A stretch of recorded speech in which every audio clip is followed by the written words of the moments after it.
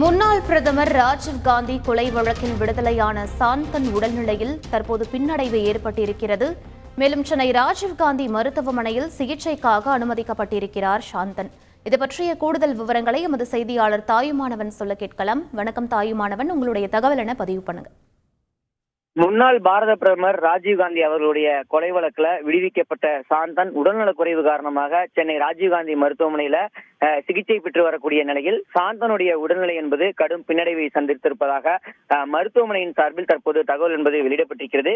முன்னாள் பாரத பிரதமர் ராஜீவ்காந்தியுடைய படுகொலை வழக்குல இலங்கை தமிழரான சாந்தனுக்கு முதலில் மரண தண்டனை விதிக்கப்பட்டிருந்தது. அதன் பிறகு அந்த தண்டனை என்பது ஆயுள் தண்டனையாக குறைக்கப்பட்டது. இதன் பிறகாக கடந்த 2022ஆம் ஆண்டு ராஜீவ்காந்தி கொலை வழக்குல தண்டனை அனுபவித்து வந்த அனைவரும் உச்சநீதிமன்றத்தால் விடுதலை செய்யப்பட்ட நிலையில் சாந்தனும் விடுதலை செய்யப்பட்டிருந்தார். ஆனால் சாந்தன் இலங்கை தமிழர் என்பதால் திருச்சியில் இருக்கக்கூடிய வெளிநாட்டவருக்கான சிறப்பு முகாம்ல அடைக்கப்பட்டிருந்தார். திருச்சி மத்திய சிறை வளாகத்தில் இருக்கக்கூடிய சிறப்பு முகாம்ல முருகன், ராபர்ட் பயஸ், ஜெயக்குமார் ஆகியோருடன் சாந்தன் தங்க வைக்கப்பட்டிருந்தார்.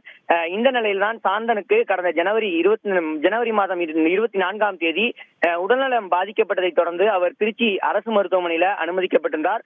பின்னர் உயர் சிகிச்சைக்காக சென்னை அரசு ராஜீவ்காந்தி பொது மருத்துவமனைக்கு அழைத்துச் செல்லப்பட்டு அங்கு தொடர்ந்து சிகிச்சை அளிக்கப்பட்டு வந்த ஒரு சூழல்ல தற்போது சாந்தனுடைய உடல்நிலை என்பது பின்னடைவை சந்தித்திருப்பதாகவும் தொடர்ந்து கவலைக்கிடமாக இருப்பதாக ராஜீவ்காந்தி மருத்துவமனையின் சார்பில் தகவல் என்பது வெளியிடப்பட்டிருக்கிறது.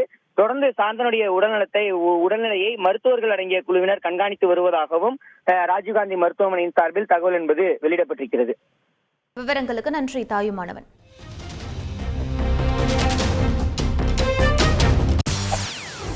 செய்திகளை உடனுக்குடன் தெரிந்து கொள்ள உடனே சப்ஸ்கிரைப் பண்ணுங்க.